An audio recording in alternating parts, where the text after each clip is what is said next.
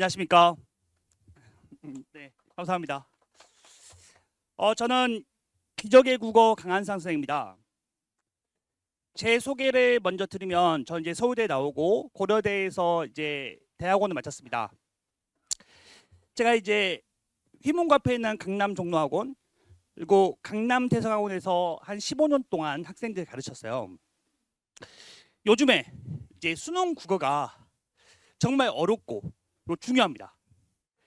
학생들이 원하는 대학을 갈 때 있어서 수능 국어 때문에 발목을 잡히는 경우가 많아요. 그래서 부모님들이 엄청 고민이 많으실 겁니다.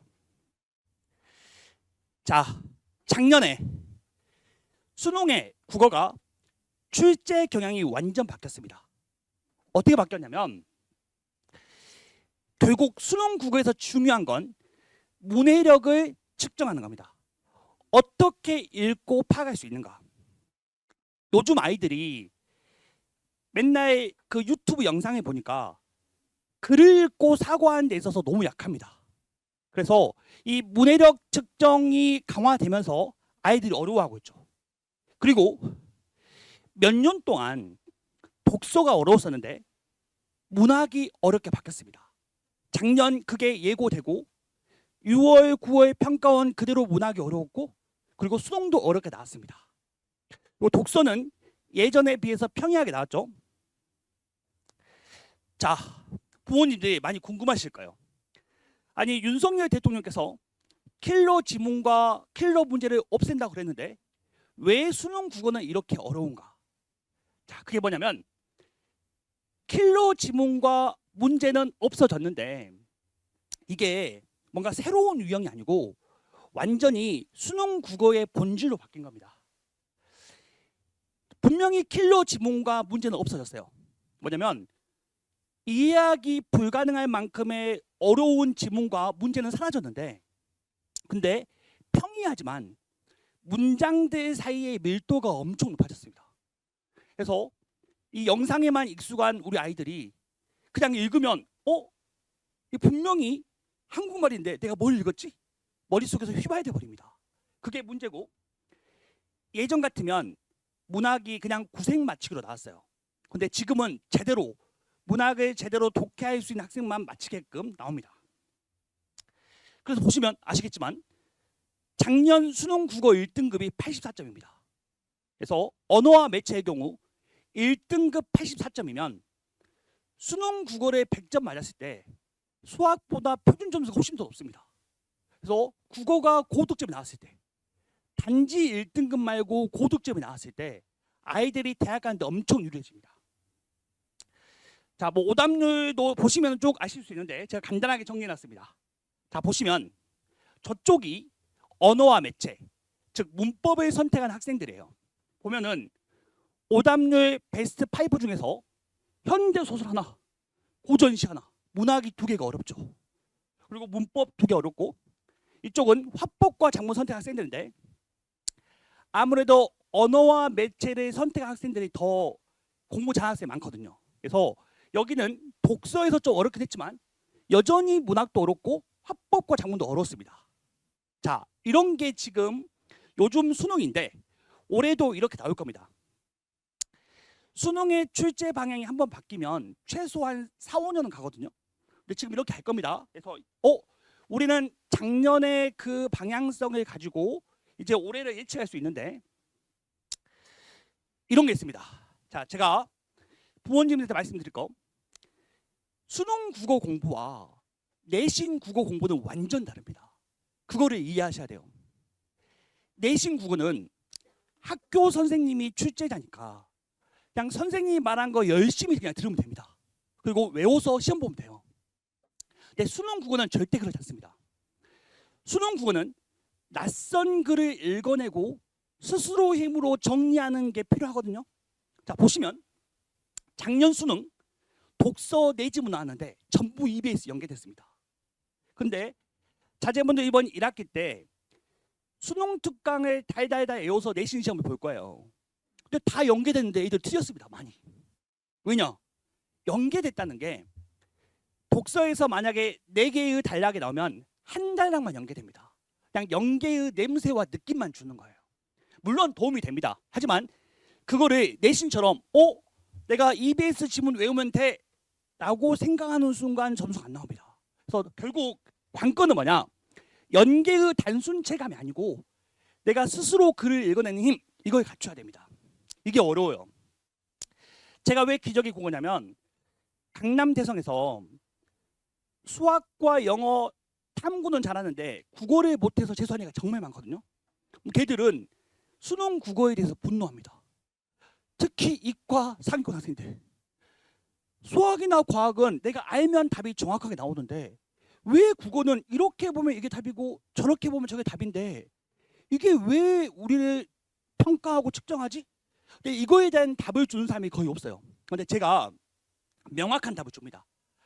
마치 수학이나 과학처럼 네가 이것을 알면 이게 답일 수밖에 없어 라는 걸 정확하게 그 원리를 깨닫게 해주는 거죠. 그래서 제가 어떤 학생이든 성장시킬 수 있기 때문에 기적의 국어라는 이름을 갖는 겁니다.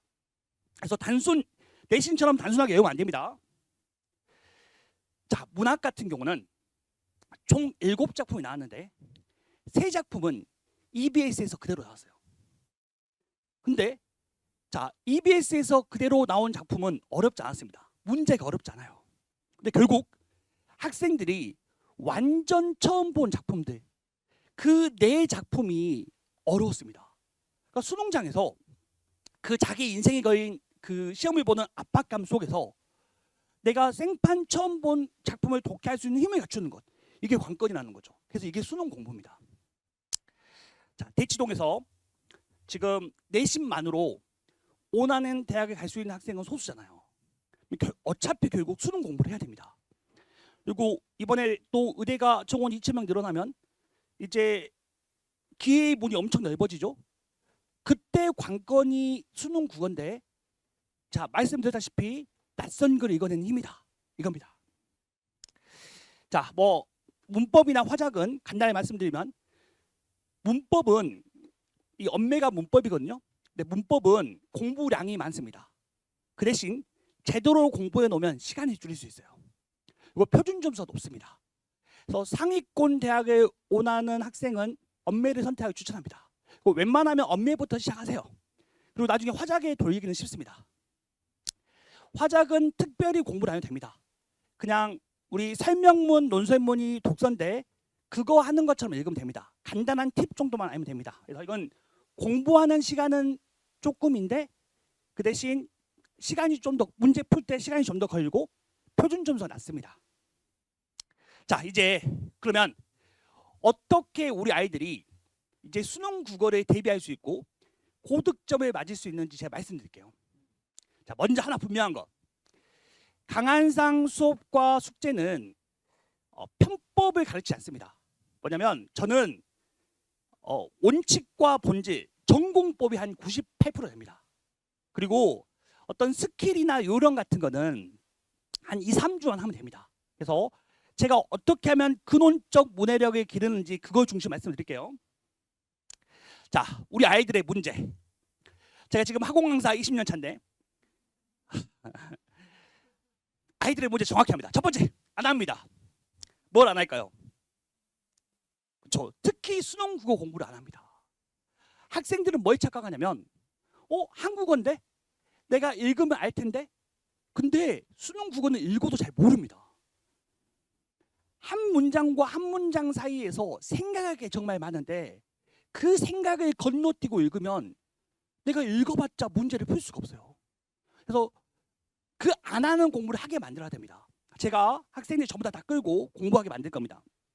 두 번째는 모릅니다. 뭘 모를까요? 자기가 모른다는 걸 모릅니다. 이게 객관식 문제의 특징이에요. 뭐냐면 자기가 왠지 2번 딱 찍었는데 맞으면 자기가 안다고 착각합니다. 그리고 4번 했는데 2번, 4번 헷갈다가 4번 했는데 틀렸어요. 그러면 운이 안 좋았어. 다음엔 맞을 수 있어라고 착각합니다. 이러니까 수능 국어 안 되는 거예요. 그게 아니고 내가 무엇을 정확하게 모르는지 알아야 됩니다. 이걸 어떻게 하는지 제가 좀 이따 말씀드릴게요. 착각합니다. 뭘 착각할까요?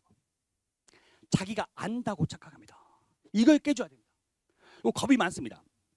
제가 이제 대치동도 하고 다른 지역도 하는데 다른 지역의 특징이 뭐냐면 제가 수업을 조금만 어려운 걸 가지고 수업을 하면 얘들 다 도망갑니다. 전 수능 국은 안 될 것 같아요. 저 다시 수시에서 내시로 가겠습니다. 이렇게 도망갑니다. 근데 그나마 대치동은 도망은 안 가요. 왜냐하면 도망갈 갈 곳이 없다는 거 알거든요. 근데 계속 겁이 많습니다. 자, 그러면 어떻게 되냐? 각성, 깨달아야 됩니다. 뭘? 아, 내가 이걸 모르는구나. 깨달아야 됩니다. 그리고 내가 어떻게 해야 되는구나. 이걸 깨달아야 됩니다. 그래서 제가 4번의 깨달음의 기회를 줍니다. 첫 번째는 제가 수업 때 학생들과 같이 지문을 읽고 문제를 풉니다. 먼저 시간을 딱 주고 풀게 해요. 학생들은 이제 크게 2가지인데, 첫 번째, 책을 좀 읽어서 한 1등급은 나옵니다. 근데 어떨 때는 1등급 나왔다가 어떨 때는 2등급 나왔다가 왔다 갔다 하는 학생들이 있어요. 그 학생들이 짜증냅니다. 왜 나는 아는 것 같은데 틀리지? 라고 짜증이 내는데 제가 수업 때 알려줍니다. 네가 이런 부분에 이렇게 잘못 읽었기 때문이야. 제가 보통 이제 수능을 볼 때 한 전국 100등 안에 들어거든요. 근데 전국 100등의 학생들은 이렇게 읽는 거야 라는 걸 딱 보여줍니다. 그러면 아, 내가 이걸 몰랐던 거구나 깨우치죠. 그 다음 과제를 합니다. 자, 제가 나눠드린 프린트 있을 겁니다. 잠깐 한번 봐보실까요?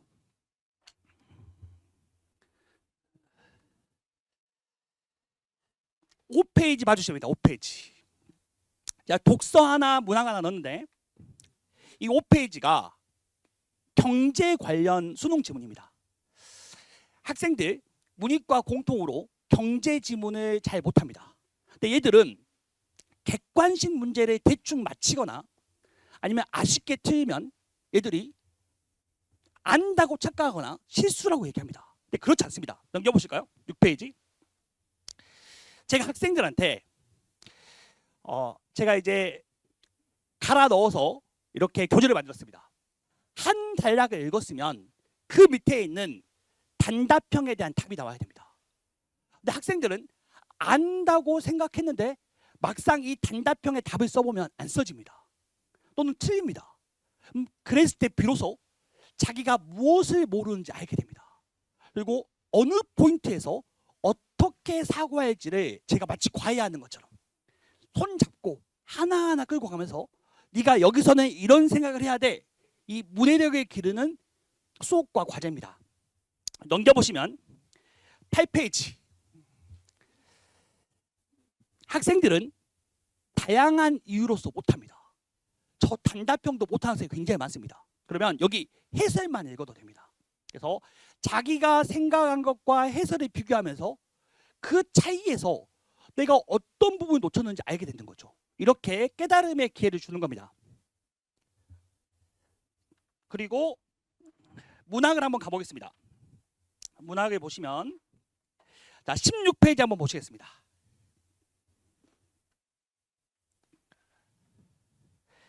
16페이지. 이것도 수능 현대 소설인데 완전 처음 본 소설 지문을 학생들이 수능장에서 독해를 해야 됩니다. 그러면 아마 댁에 가셔서 이거 2009년 수능이니까 자제분한테 한번 풀어보라고 한번 해보세요. 그러면 아이들이 문제는 아마 대충 다 맞거나 하나 틀릴 겁니다. 근데 막 화를 냅니다. 도대체 이 지문이 무슨 말 하는지 모르겠고 이 문제에서 답이 왜 이건지 이렇게 생각하면 이거고 저렇게 생각하면 저거 아닌가? 라고 그 수능 국어의 기준과 원칙이 없다고 착각합니다. 제가 그거를 깨줍니다. 보시면 18페이지 보시면 똑같이 만들었습니다. 소설을 읽을 때 네가 어느 부분에서 어떻게 사고해야 되는지 네가 놓친 게 뭔지를 단답형을 보면서 할 수 있게 됩니다. 그리고 나서 20페이지 한번 봐보시면 자, 요거는 제가 이제 복사를 하다 보니까 이제 흑백인데 제 거 교재는 매주 칼라로 나옵니다. 그러면 굉장히 얘들이 보기 편할 겁니다. 근데 이거 보면서 아, 내가 어떤 부분을 어떻게 읽었는지 깨닫게 됩니다. 이게 과제하면서 학습하는 겁니다. 네, 이 프린트 이제 안 보셔도 되고요. 자, 그리고 제가 학생들과 거의 매주 또는 2주에 한 번씩 상담을 합니다. 학생들은 다양한 방식으로 시행착오를 겪어요. 안 겪을 수가 없습니다. 근데 강사의 역할은 뭐냐면 그 시행착오를 빨리빨리 해결하게 만들어주는 거예요. 그래서 제가 1주나 2주에 한 번씩 학생들하고 상담하면서 한 1분, 2분만 상담하면 됩니다. 너 이거 왜 이렇게 했어? 아, 방향성이 잘못됐네. 이렇게 받고 이렇게 수정해 주면 됩니다. 그러면 애들 깨우치게 됩니다. 그러면 스스로 이제 할 수 있는 힘이 생기죠. 자, EBS는 당연히 하셔야 됩니다. 내신도 대비하고 그다음에 수능장에서 아는 지문이 나오면 마음이 편하거든요. 하셔야 됩니다. 하지만 이것만 믿으시면 안 된다고 말씀드렸죠. 수능 국어를 본격적으로 준비할 수 있어야 됩니다. 자, 아까 말씀드렸던 겁니다. 제 수업의 제 메인 컨텐츠, 이거 전국에서 저밖에 없습니다. 이렇게 하는 거 하나하나 끌고 나가는 거죠. 이 과외 방식의 1대1 컨텐츠. 제가 지금 겨울에 윈터 특강도 하고 그다음에 단과 정규반도 하고 있는데 학생들이 이제 한 5주, 6주 들었더니 자신감을 갖습니다. 아, 선생님, 글을 제대로 읽었더니 문제가 엄청 정확하고 빠르게 풀어지는군요. 라는 겁니다. 이게 원칙이에요. 글을 정확하게 읽으면 문제가 빠르게 풀어진다. 이거라는 거를 깨우치면 됩니다. 이게 이 교재고요. 자, 독해 원칙. 이 절대 원칙입니다. 등속 운동이 아니라 변속 운동이다. 이것만 하면 일단 기본적으로 하방 안정성이 생깁니다. 이게 무슨 말이냐? 수능 국어가 무서운 게 뭐냐면요. 수학은 자기가 1등급 커트라인이었다. 수능 때 아무리 당하고 실수해도 2등급 중간까지 나옵니다. 점수의 변동이 크지 않아요. 근데 국어는 내가 긴장하고 압박감 느끼면 평상시 1등급 나오던 학생이 4등급도 나옵니다. 이게 국어예요. 진짜 무서운 거예요. 그러면 그걸 막는 제일 큰 방법. 부모님들이 이제 자제분한테 줄 수 있는 가장 큰 게 뭐냐? 야, 최소한 네가 국어 2등급 정도만 나와도 또 웬만한 대학 갈 수 있다. 이 안정적인 하방 점수를 만드는 게 이겁니다. 뭐냐면 학생들이 국어에 대해서 착각하는 게 이거예요. 글을 그냥 쓱쓱쓱쓱 읽습니다. 시간 부족해. 쓱쓱쓱쓱. 이게 등속 운동이에요. 심지어 동그라미만 계속 진행도 있습니다. 슬러시만 계속 진행도 있어요. 그리고 끝나고 나서 물어봐요. 너 뭘 읽었니? 라고 물어보면 읽긴 읽었는데 뭘 읽었는지 모릅니다. 이렇게 합니다. 그리고 문제에서 엄청 많은 시간을 씁니다. 그러면서 문제 보면서 계속 지문을 왔다 갔다 합니다. 제가 장담할 수 있습니다. 문제 풀면서 지문을 왔다 갔다 하는 횟수만큼 등급이 나옵니다. 4번 왔다 갔다 하면 4등급 나와요. 지문을 읽었으면 기본적으로 지문의 핵심은 머릿속에 정리되어 있어야 됩니다. 그리고 어쩌다가 한 번 정도 지문을 확인할 수 있는 거예요. 그게 뭐냐면 변속 운동입니다. 어떤 부분에 시간을 많이 써서 제대로 읽고 그리고 한 번 중요한 부분이 나오면 그거를 계속 반복적으로 이제 패러프레이즈 하면서 설명해 줍니다. 그 부분은 빠르게 읽는 겁니다. 자, 지금 독서가 쉽지도 않고 어렵지도 않고 무난합니다. 아마 올해 이렇게 나올 겁니다. 그러면 핵심은 뭐냐면 막연히 그냥 읽는 게 아니고 자기 머릿속으로 재구성하는 겁니다. 그게 작년 6평, 9평 수능에서 반복됐고 올해도 반복될 거예요.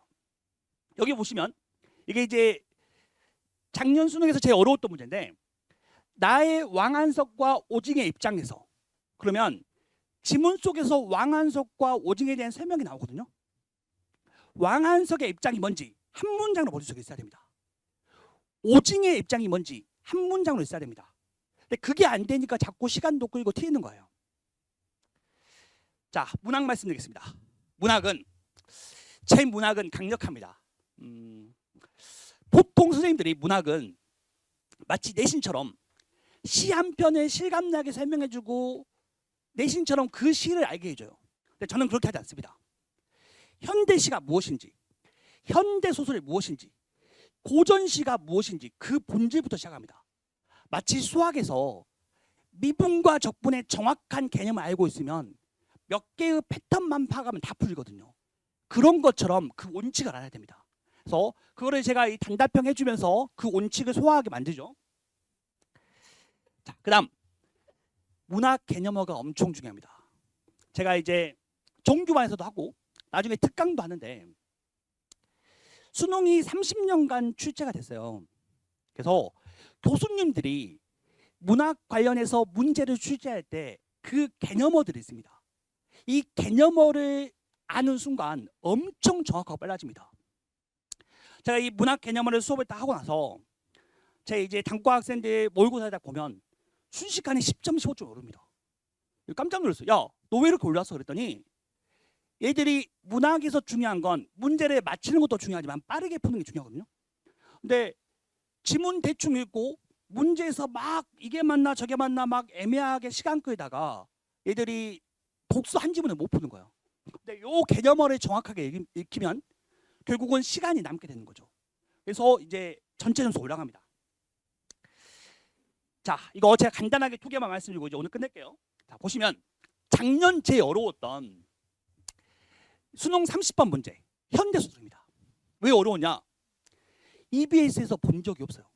그래서 자기 인생에 걸린 시험에서 낯선 현대소설을 만났습니다. 근데 이게 뭔 말인지 모르겠는 얘들이. 자, 제가 간단하게 설명드릴게요. 중략 부분의 줄거리가 이렇게 나옵니다. 골목 안 9가구가 공동 변소처럼 쓰는 불단집 소유의 뒷간에 양서방이 갇혔다. 이거를 학생들은 그냥 아무 생각이 쭉쭉 있습니다. 절대 그러면 안 됩니다. 제가 학생들한테 현대소설을 가르칠 때 묻습니다. 얘들아, 현대소설을 네가 왜 배워야 돼? 네가 왜 쓰지? 그러니까 네가 왜 수능에서 시험 봐야 되지? 라고 묻습니다. 그리고 그거부터 가르칩니다. 현대소설은 99% 한국 사회의 부정적 모습을 보여주는 거고, 따라서 주인공은 가장 고통받는 인물입니다. 한국 사회의 부정적 모습 속에서 고통받는 인물이 등장해야지 작가가 말하고 싶은 사회 현실이 잘 부각되는 거거든요. 보세요. 9가구가 화장실을 하나로 씁니다. 어머니도 아시겠죠? 부유한 사람들이에요? 가난한 사람들이에요? 가난한 사람들이죠. 그래서 우리가 살고 있는 이 한국 사회가 자본주의 사회니까 당연히 가난한 사람들은 고통받습니다. 거기에 주목해야 됩니다. 그리고 이제 지문을 읽어보면 양서방이 머뭇거리다가 그런 말에 매우 겸연쩍게 한다. 이때 겸연쩍다가 뭐냐면 부끄럽다, 민망하다 이런 말이에요.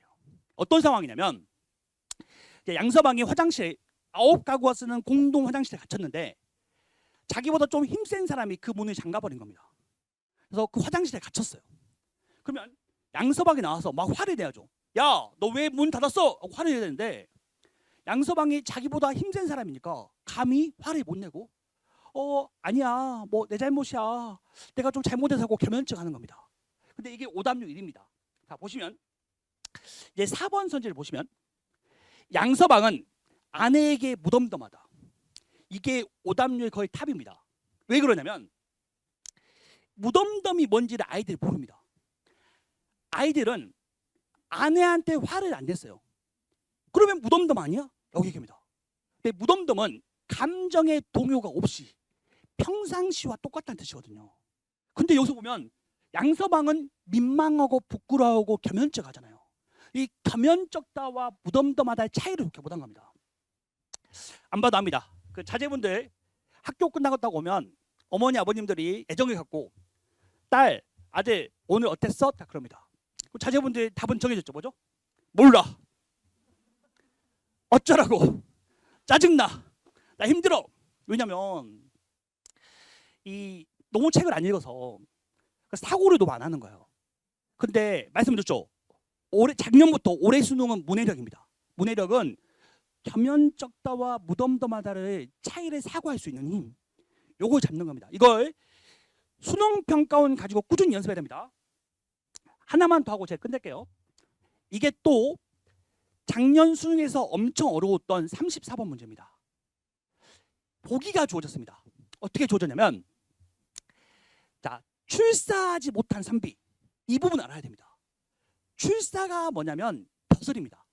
그러니까 벼슬을 하지 못한 산비가 시골에 머물 수밖에 없는 회포예요. 회포가 뭐냐면 품다 회자, 품다 포자입니다. 그러니까 내가 마음속에 갖고 있는 생각이에요. 만약에 이게 벼슬하지 못한 산비가 시골에 머물 수밖에 없는 슬픔이라고 나왔다면 쉬웠을 거예요, 문제가. 근데 이제 윤석열 대통령의 지침상 킬러 지문과 문제가 사라졌습니다. 그러면 이제 변별력을 만들어야겠죠. 이렇게 만듭니다. 시골에 머물 수밖에 없는. 자, 시골에 머물고 싶어서 머물면 기쁘겠죠. 근데 내가 볕을 못해서 머물 수밖에 없어요. 그때의 마음이라는 뜻입니다. 그러면 자, 고전 시가의 본질을 이해하고 있어야 됩니다. 고전 시가는 대부분 이 남자 양반 사대부의 시가 대부분 나오거든요. 근데 양반집의 남자로 태어나면 인생의 목표는 딱 하나입니다. 뭐죠? 벼슬 하는 거죠. 근데 못해서 시골에 머물러요. 그럼 당연히 뭐겠어요? 슬픔이 전제된 겁니다. 그걸 알고 읽어야 됩니다. 그래서 자, 여기서 보면 청사에서 느끼는 자랑스러움이 아니고 여기서 슬픔, 어떤 그 불만스러움, 요걸 말하는 거거든요. 근데 고전 시가의 본질에 대해서 사고할 수 있어야 됩니다. 자, 제가 이렇게 수업을 하고요. 그래서 뭐 문법은 선택했으면 정말 제대로 문법 개념부터 문제까지 많이 풀 수 있어야 되고요. 화작은 얘들이 착각하는 포인트를 굉장히 많이 만듭니다. 그래서 독서 공부하면서 몇 개의 패턴 정도 잡으면 됩니다. 자, 이 학생은 항상 1등급 커트라인에 나왔었는데 어쩌다가 자꾸 막 2, 3등급 떨어진 학생이었어요.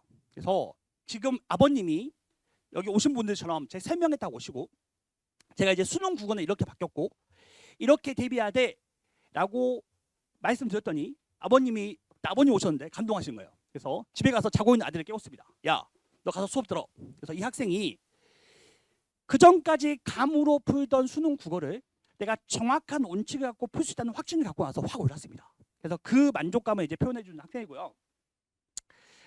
제 강의 일정은 매주 월요일 합니다. 그래서 월요일 6시부터 9시 30분까지 하고 부모님들 수능 국어에 걱정이 많으시겠지만 그냥 보내시면 됩니다. 그러면 제가 이제 아이를 잘 끌고 또 부모님과 상의하면서 제가 이제 고득점 만들도록 이끌겠습니다. 강의 일정입니다. 지금 일요일 달까지 이 겨울 방학은 수능 평가원 이제 중심으로 원리와 본질을 학습하는 거고, 그다음 아이들이 6월 평가원 보기 전까지가 이제 중요합니다. 이때는 수능 특강 절반 그리고 이 기출문제 보면서 수능 국어의 원리 절반 합니다. 그래서 두 개를 엮어야 됩니다. 그냥 수능 특강을 내신처럼 외워서는 수능 대비 안 돼요. 그래서 수능 국어의 원리와 EBS를 엮어서 같이 보는 거 쭉 나갑니다. 뭐 수업 진행 방식을 보시면 되고요. 그래서 제 핸드폰 번호 있습니다. 그래서 전화하시면 제가 못 받을 가능성이 높고, 뭐 질문이나 상의가 있으시면, 상담이 있으시면 저한테 문자나 카톡을 보내시면 제가 답을 드리겠습니다. 감사합니다.